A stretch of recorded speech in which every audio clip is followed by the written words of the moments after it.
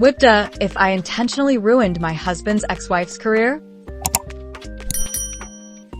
I post on here towards the end of 2024. My original post was about my stepson and his toxic living situation with Karen. His behavior led him to run away from home and attempted to unalive himself. Thankfully, he was quickly found with very little physical injury, but the emotional toll was catastrophic. He agreed to get treatment and was admitted to psychiatric hospital. My initial question was how far I should reach to stop Karen. The Reddit community offered an insane amount of support, but before I could provide an update, the legal process kicked in and I had to remove the post. Hubs and I went to work immediately. We spoke to our employers, who offered their full support, and left work early to file a petition for emergency custody. The judge ruled in our favor immediately, and local law enforcement delivered the emergency custody to Karen. In the meantime, we installed cameras on the property. Karen showed up uninvited in the past, and we weren't willing to take any chances. We continued to take precautionary measure to ensure our peace and safety,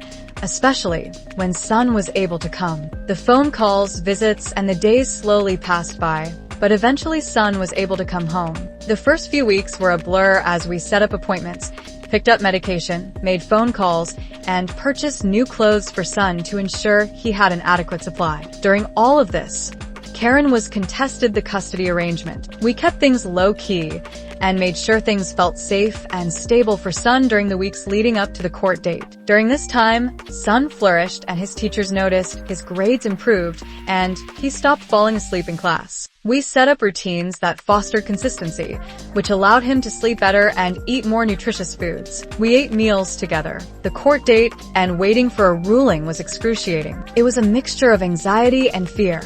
But ultimately, the judge upheld the custody arrangement, and Sam remained with us. We picked him up at school to let him know it was over. No more parenting plan, no more joint custody, and more importantly, no more toxic household. Son hugged Hubs tight and cried. We all fought back tears, his friend included. It was peaceful to know the legal battle was over. Hubs was awarded child support, and the drama, for the most part, was over. Karen was silent for the most part. She called to inform Son of a family death. Instead of allowing him to grieve, she set up demands that required Son to spend hours alone with Karen and force him to spend time with people who have a history of violent behavior. Ultimately, she gave Son an ultimatum: come on her terms or don't come at all. Son decided not to attend. She sent a gift for his 18th birthday, a small box of candies and a mini cake.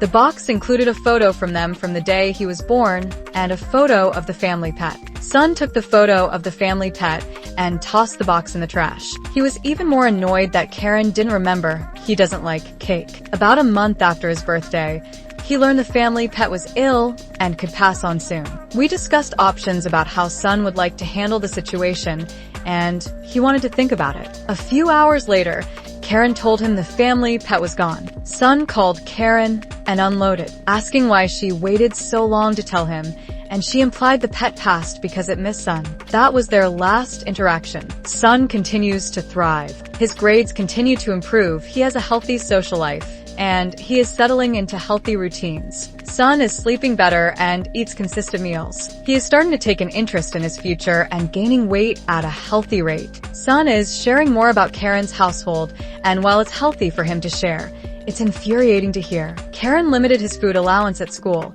so his friends stepped in and provided him with enough to eat. She basically did the same at home. Son would go to bed hungry. The constant tension and fighting wouldn't let him sleep properly, and Karen constantly interrupted his academics, both of which contributed to his poor grades. I wish I could say it stopped there, but it doesn't. Karen is a therapist and would use her position to gaslight and manipulate Son. That night was one of the worst nights of my life. It was terrifying and still feels surreal, but despite all of the bad, something good happened. Son got the help he needed and was removed from Karen's household. He is continuing treatment and thriving. Son is happy and healthy, and that is worth it all. For all of you who reached out, thank you. The supportive comments helped provided clarification and validation in a time when our world was upside down.